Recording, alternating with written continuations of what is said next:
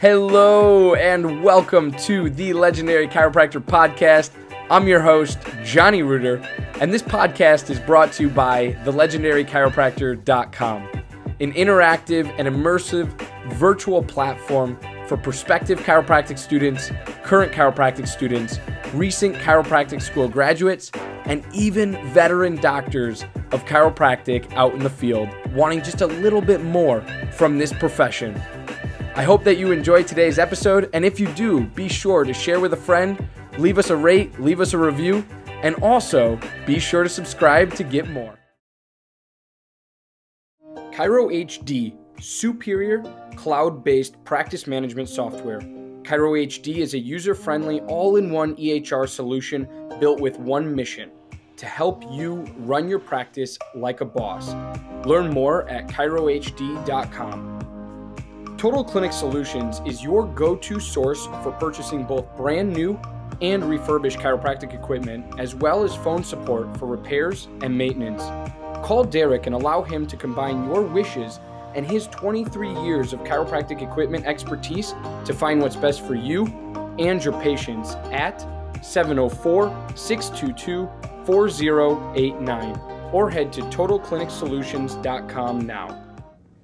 Yo, what is going on, Legendary Chiropractors? Johnny Reuter here with another episode of the Legendary Chiropractor Podcast, and I just pulled up. It's a Thursday morning. It's beautiful. The sun is shining. It's the middle of winter time, and I just came from downtown Chicago, where I live, and we have snow coming down like blankets. And I got out here to the burbs where I am associating, and there's absolutely no trace of snowfall at this point in the day. But regardless, wherever you are in the world, I want you to know that there are places that are freezing cold, that are tundras, and that are snow-filled, and people like myself choose to live here.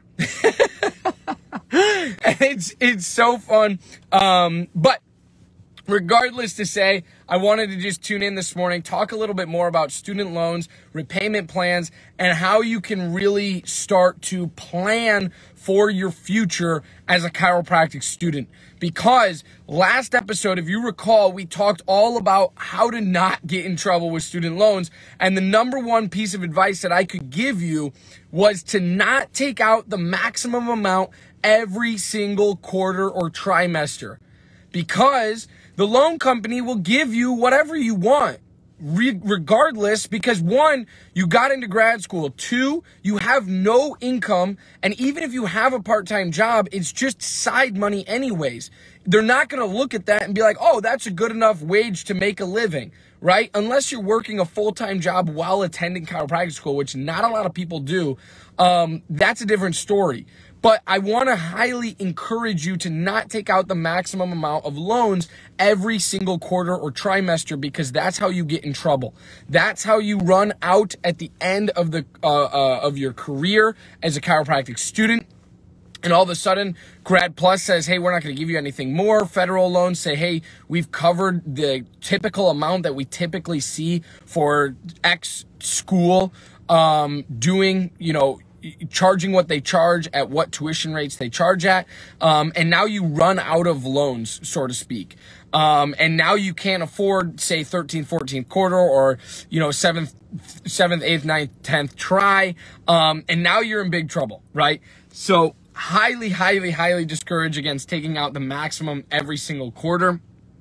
Now it's different if you are in a family or have a family and you're beginning to have, children and things like that. However, if you are a single person going through chiropractic school, and you claim, you claim zero on your taxes at the end of the year, you literally should not be taking out the maximum amount, because you don't need that much to live off of. You really don't. right? Now, sometimes they might fluctuate with depending on what your plan looks like for that quarter or trimester, if you're going on a chiropractic mission trip, if you're buying a chiropractic table, depending on how many textbooks you need, et cetera, et cetera. But that should all be figured out before you get that loan payment in at the beginning of the quarter or trimester. So that's my advice from last episode. Now, this episode, we're talking all about repayment plans and your plans moving forward in regards to student loans. There are a couple different things that you can do and a couple different things that I will try to encourage or implore upon you not to do, right? I want to throw this out there. I am not a financial advisor. I am not a loan advisor. I am nothing in regards to any financial advisor that you could ever imagine. However, I am in the game with you in regards to student loans, and these are my strategies moving forward, and I'm going to share my personal experience with you. Take it for what it's worth. Don't hold this saying to a flame, because it's not going to hold up, right? And what I say, easily share your passion for chiropractic and look good doing it with Above Down Apparel, offering a premium lineup of principled apparel that's impossibly soft, sustainably sourced, and chiropractic AF. Visit abovedown.co and follow them on Instagram to learn more and score yourself some sweet chiro swag. This might not be overly, the most credible in regards to student loans, but it's what I know from my experience and from those that I've talked to and their experience. So take it for what it's worth. And I have to throw that disclaimer out there because I know a lot of people have trouble with student loans, and I don't want to be the person that says, Johnny told me this is what I'm doing, this is why I failed, and I don't want that reputation. So regardless, I will share my personal experience with you and my ideas/thoughts behind student loans. Number one, if you are graduating, there's a couple scenarios here. If you are graduating and you are going immediately into an associateship and you know that, I think it's a phenomenal route. I am currently doing that route. I am in my associateship. I am making decent money, but I cannot afford to make big payments towards my student loans. So what do I have to do? I have to do what we call an income-based repayment plan, or what they call an IDR, an income-driven repayment plan, meaning that what I make per month or what I make annually is then calculated out and deviated out over the course of all of the loans that I have out there, and it's broken down into a certain percentage of what my income is per month as to how much I now owe on my student loans per month. Now, this is a phenomenal scenario for myself and for all associate chiropractors out there, especially if you are in the field of short-term associating, meaning doing something like what Brad Glowacki offers as catch and release, he calls them, right? So I am associating for about 18 months, and then I am moving on and going to open up my own practice.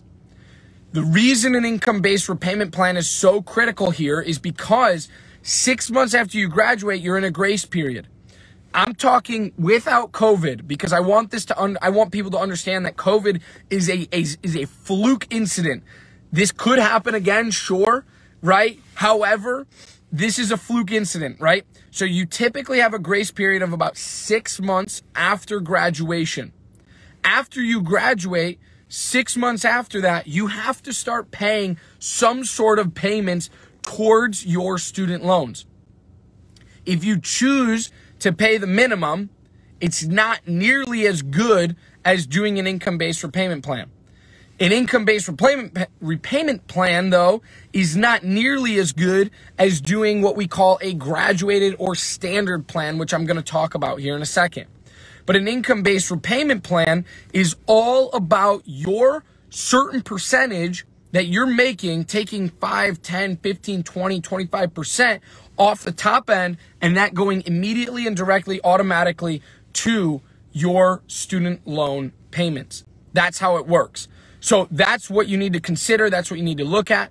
That's what you need to consider doing as an associate. I highly encourage, even if you're doing a long-term associateship where it's like 3 to 5 years or 5 to 7 years, even if you're doing that, I highly encourage you do income-based repayment plan at the very beginning, at least for the first year or two. But an income-based repayment plan, from what I've seen, what I've heard in my experience, is that I actually picked up the phone and I called my loan service provider.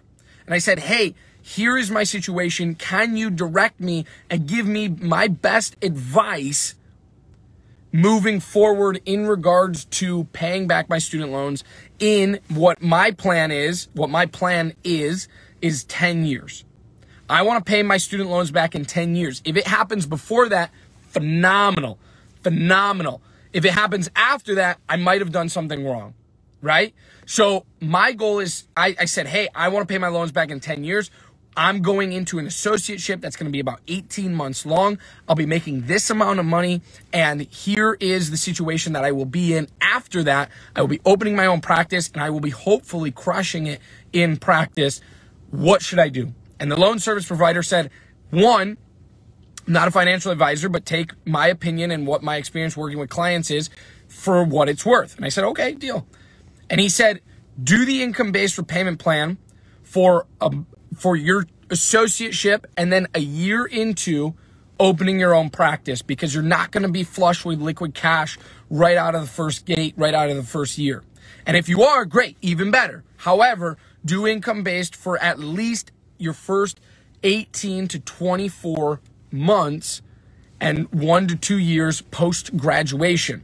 The reason why is because you want to make sure that you're able to afford the payments. You don't want to get in trouble with not being able to pay the amount that you promised the loan provider you would pay.